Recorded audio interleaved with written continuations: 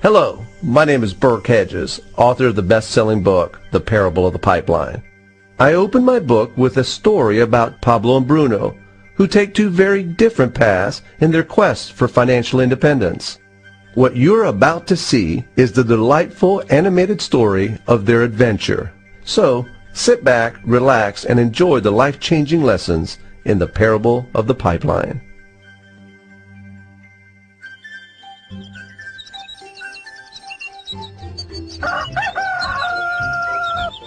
Far away, in a small village, near a beautiful valley, lived two friends, Pablo and Bruno.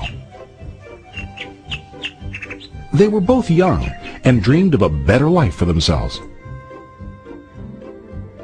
They'd often discussed their dreams about how they would become the most successful men in the village. They weren't afraid of hard work, and they searched for opportunities to help realize their goals and achieve their dreams. One day, an opportunity presented itself.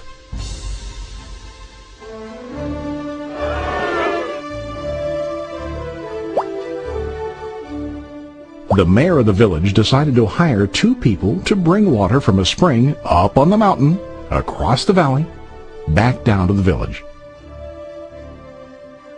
They were to be paid based on the amount of water delivered to the village.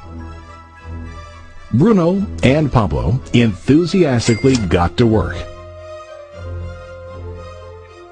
Every day, from morning till evening, they carried buckets to and from the spring. They worked hard, carrying water to the village. In the evening, they'd return home with their day's wages.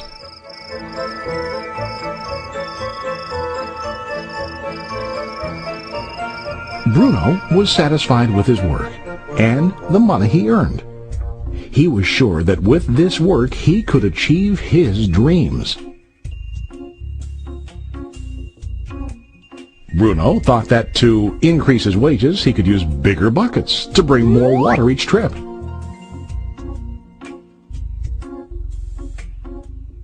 He believed with a larger income he would soon be able to buy a cow and the house that he dreamed about.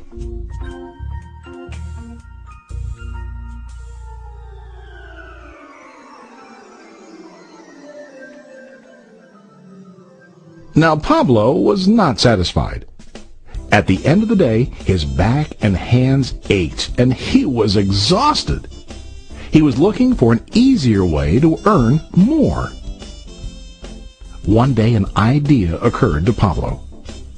He imagined building a pipeline to deliver the water from the mountain spring to the village. With this pipeline, he could get more water to the village without carrying buckets back and forth from the spring to the village. Soon, he got very excited about his idea and began to plan.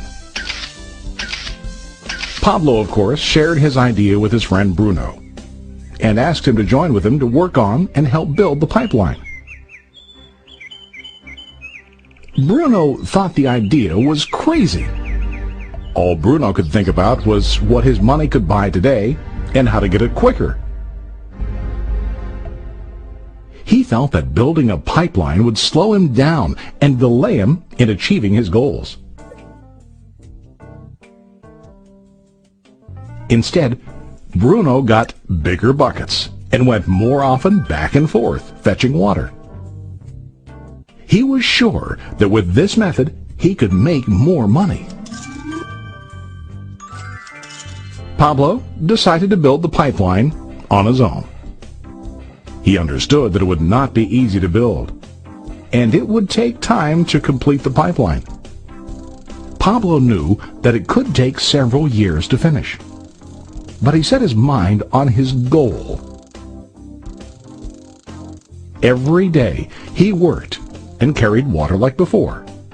But on weekends and during his spare time, he worked hard to dig in the rocky soil and build his pipeline.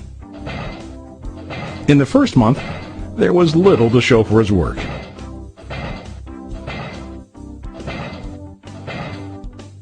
Bruno and the villagers laughed and teased him. They called him Pablo the Pipeline Man. During this time, Bruno's income doubled.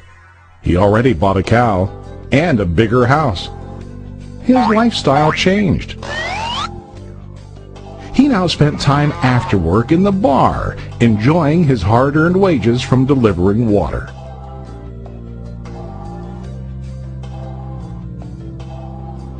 What Bruno didn't realize was that his body was starting to stoop from carrying the heavy buckets every day.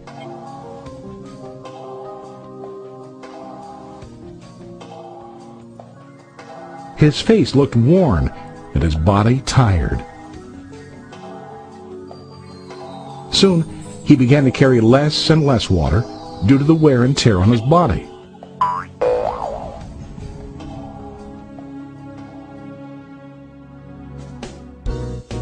Month after month, Pablo worked. Soon a year passed, and then a second year. Finally, Pablo finished his pipeline. He now used his pipeline to deliver water to the village instead of carrying buckets. Pablo was now earning more money than ever before. The water continued flowing to the village, while Pablo wasn't working. While he slept and ate, the water flowed. Pablo was happy and proud of his insight, persistence, and hard work. Now his income flowed as long as the water flowed through his pipeline.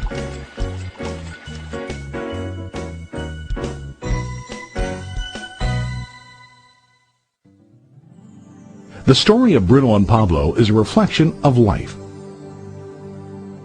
Their jobs symbolize what most people do to earn money. Bruno gets his money using buckets. He goes back and forth, carrying his buckets from the spring to the village in exchange for money. To increase his income, he either has to go more frequently to the spring or to use larger buckets. It's common in real life to increase our income by working harder. For example, working overtime or getting a second job. We also increase the size of our buckets by accepting a higher paying position, which often includes spending more time on the job. Most of us exchange time for money like Bruno.